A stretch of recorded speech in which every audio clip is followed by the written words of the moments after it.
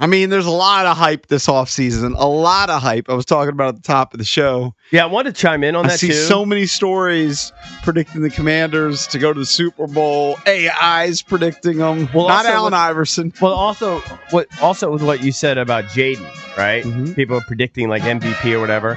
I want to tell everyone to just slow down. Believe me, you know me. I've already projected that he'll end up in the Hall of Fame. But let's not get crazy. But we were remember Valdez and I were saying this at the end of last training camp, where like everyone's like saying like he's like this can't miss, or like they were almost setting him up to fail. Yeah, and he surpassed those crazy expectations. So I kind of just have to just let it be, is what it is. Now, who's the draft pick that they're hyping up? Well, let's listen to. There's a couple of them that I like. This is a draft insider, Stephen Mensch. He was on Todd McShay's podcast. All right, listen to what Stephen Mensch says. Kane Medrano, the linebacker from UCLA who went to the Commanders in the 6th round.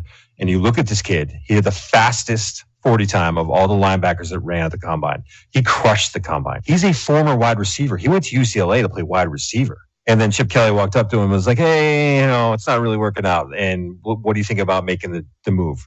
Changes, ends up being a 2-year starter at linebacker, ends up being a team captain. But to add on to this, there's 2 very interesting things about his landing spot for me. Who was the linebackers coach at UCLA in 22 and 23?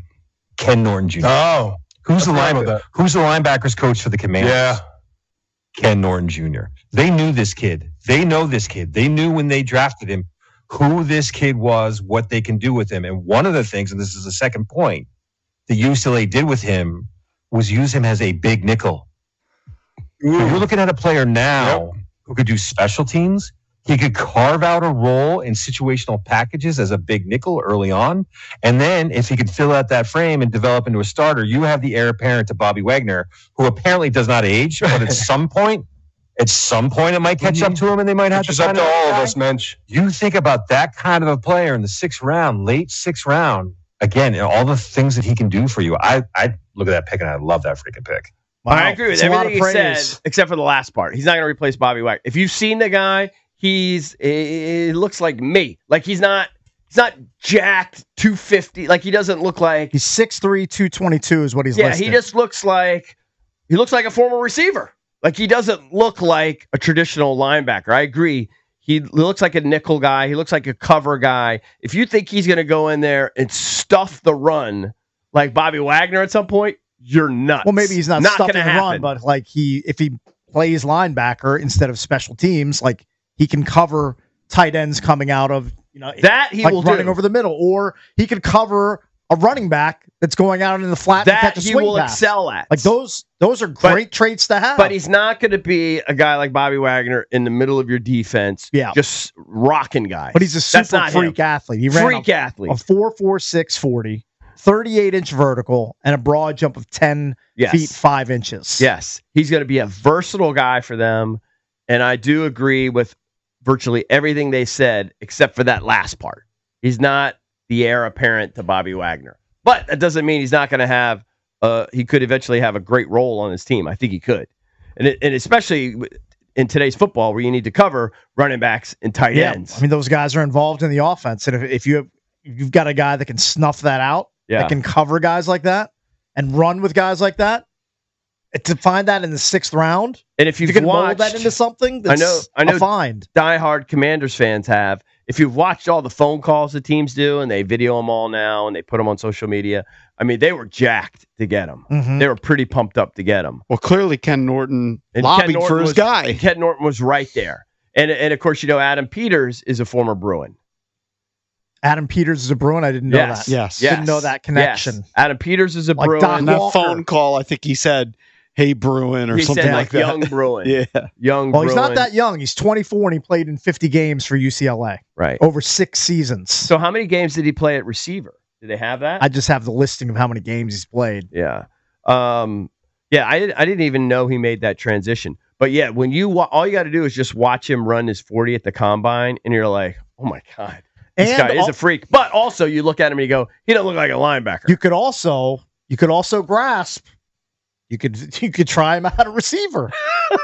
Two-way guy. I don't think they are. I'm not even kidding. Like if he's has experience there before, like that's kind of like what Luke McCaffrey did. He started out as a quarterback and he morphed into a wide receiver. Now, I'm not saying this guy's going to be like a full-time wideout, but if I'm Cliff Kingsbury, I'm going to go over there. I'm going to go over there and look at the defensive drills and say, that guy's kind of tantalizing. Well, my guess is I'd like to put him in a few packages. If you can't flourish at UCLA receiver, you're probably not going to flourish at the next level. I'm thinking outside the box here. I'm taking a guy with these crazy athletic traits, and I might see if I can utilize those in my offense. Well, this just speaks to what we talked about right after the draft. Whatever that grade is for athleticism, didn't they? Did they score off the charts? Relative athletic We score. were like off the charts with guys that did well on that. They definitely valued that. Yeah.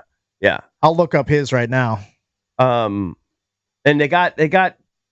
Is it Kai? Is that how they say his name? Kai. I would imagine. Did they get him in the 4th round? I'm trying to get. No, they got Jermaine Lane. They got Lane in the 4th round. When did they get Kai? 5th round.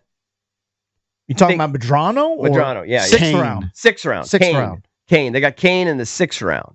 They got Lane in the 4th round. And then they got the running back that played one game. And I think they got him in the 7th round. Look, a lot of people are excited, and clearly this draftnik is excited about him. I would say it's a win if the guy just makes the team. Oh, he's making the team. A 6th rounder. He's making the team. I'm going to say... And just reading about him, now part of it is because he changed positions. Yeah. But they say in his first 4 seasons, he barely played. Right. Well, that's why they moved him. That's why he moved him, even though Cakes wants him to play receiver at the NFL. I'm already ready to move him over to the offense. I like it. I like that, Cakes. You know me. I love outside the box stinky. I like that, Cakes. I mean, he had an RAS of 9.72. I'm looking at the highly drafted guys like Jahad Campbell. He had a 9.95. Like, he's the second highest score that I see on this list. Mm-hmm. So they definitely take those RAS scores, athletic traits. Like, that's something that Adam Peters and his staff values highly. Yeah. His broad jump was 10 feet 5 inches. I wonder if I could get that in 2. My broad jump is probably terrible. 2 broad jumps. My knees are so banged up. You know what? Do we have a tape measure? We did that before. We did that years ago back in the old studio. It was humiliating. Anybody have a sand pit anywhere? Anywhere we don't need a sand. I usually see one once a week because I got track. Sure. My daughter's track meets. But. Right. What do I think his impact will be in his first year? Probably be just special teams and That's some fine. limited, maybe if he's some a special nickel teams stuff. contributor, Yeah. That's fine for a 6th rounder. Yeah, but I bet everything he's making the team.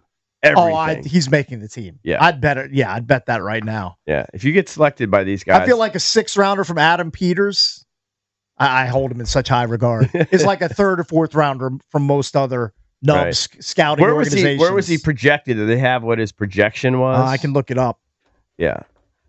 My only beef is with the guy suggesting that he would be eventually the heir apparent to Bobby Wagner. That's just not who he is. Not a thumper like that. He would get trucked, for lack of a better phrase.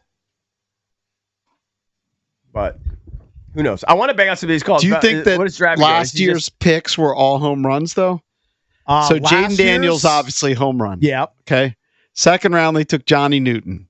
Johnny Newton, he's going to be pretty good. He played and contributed, especially toward the second half of the season. I'd say that's a hit.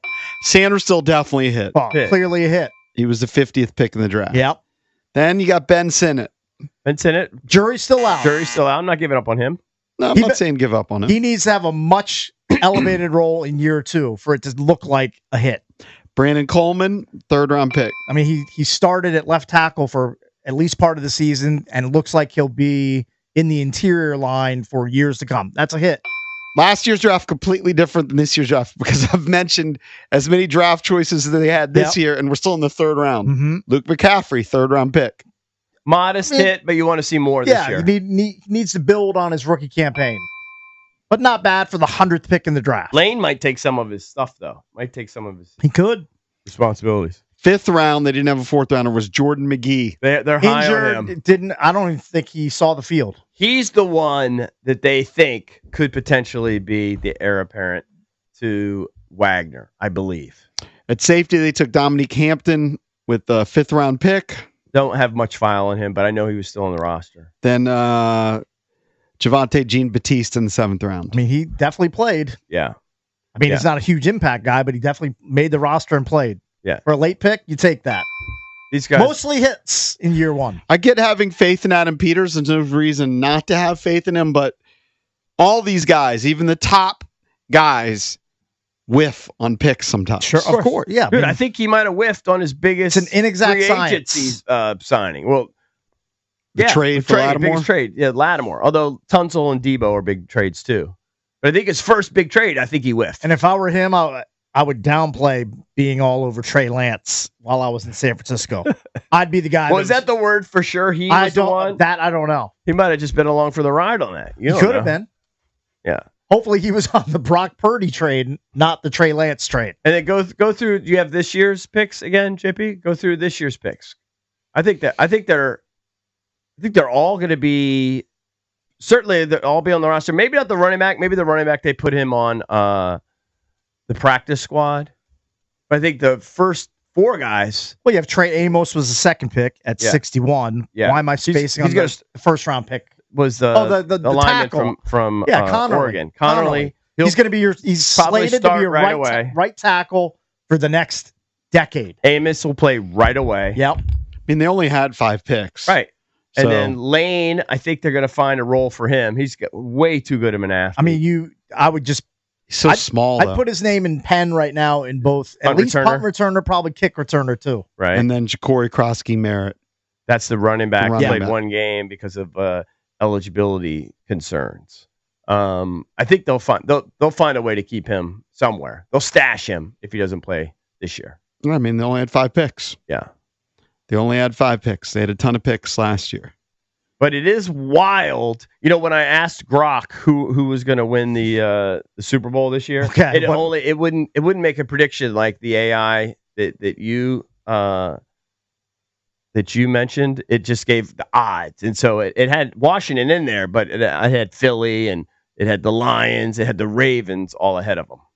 But they were like, I think the Commanders were like the fifth or sixth. At least you're talking a lot to Grok lately. There's a lot of Grok talk. Yeah, because it's so easy. Because I'm on Twitter a lot, so it's just easy. They have their own built-in little AI thing. Yeah. So I kind of like Grok. Are you using it? Are you finding? I've used it once or twice. I don't use it a lot. I mean, it's so great. Like you just say, "Hey, give me a workout thing. I want to work out my back and biceps, or something, or I want to go for a run." Or, yeah, I know you have Farley, but. Whatever like my you want to do. Partner. Give me a great recipe for salmon or something. I mean, you can put anything in there. Sure. It's unbelievable. It's not always great, but it gives you a nice foundation. It really is a cheat code. And my son claims that today, school's a joke now because you could graduate with any degree with the help. Doesn't mean that you're just like cheating, but I mean just with the help of AI, it just makes school that much easier. Man, I wish I had AI back in the late 80s, early 90s. Had none of that. Right.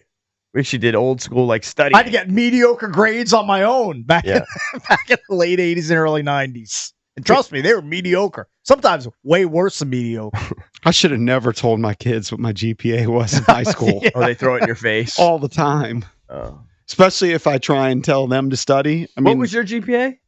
Is below 3.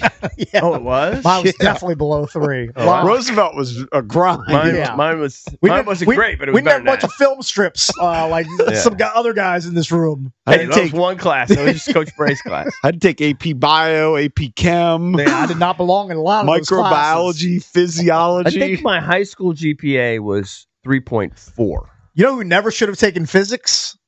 I'm pointing right at him. Physics? I should be in physics. Yeah. No chance. No. I physics kicked my ass. I took one day of physics and I dropped it. Yeah, smart. Yeah, smart. I saw it right away. I said, "This ain't for me." Right away, I saw this. This ain't for me. Yeah. I still remember this kid that we grew up with that got caught cheating in physics. It's the only time I ever saw somebody caught cheating. Well, he had to walk up to the front of the class, walk of shame. Yeah, hand in his paper. I think he was trying to claim to the teacher he wasn't cheating. This will shock nobody. Now, I was given a quiz during an English class in high school. Right. Okay, by a substitute teacher. Okay, and I was like, "Well, I'm not prepared for this quiz, so I clearly am going to cheat on this quiz. Okay, so our desks back in the day, it's a wooden desk, and it had the little cubby hole. It had an opening for your books and your notebook, whatever, your backpack. So you just did the old lean back? Of course I had my cheat sheet right here. Yeah. I had my chair, and I'm doing this, I'm leaning back. I'm like, this is a substitute. This is taking candy from a baby. Yeah. I slept on her. She definitely had she had the eagle eye. I didn't have her in my peripheral vision. She came up from behind me and just saw me blatantly cheating. She just grabbed the paper out of my desk and said, "You fail." And I've never been more shamed by a substitute. Whatever happened to substitutes who are just there mailing it in that don't care about their jobs? So the only repercussion was that you failed that quiz? Yeah, I failed that quiz. But you didn't get like some sort of like demerit or like suspension? You don't do that in public school. Yeah. The sad part about it is we would cheat and still fail and get bad grades. Yeah, just a failure all the way around. School was so hard. Yeah, it's brutal. All right, got to take a break. Remember, coming up at 8 o'clock, we'll talk more NFL with Mike North, all about the schedule and more. Keep it here.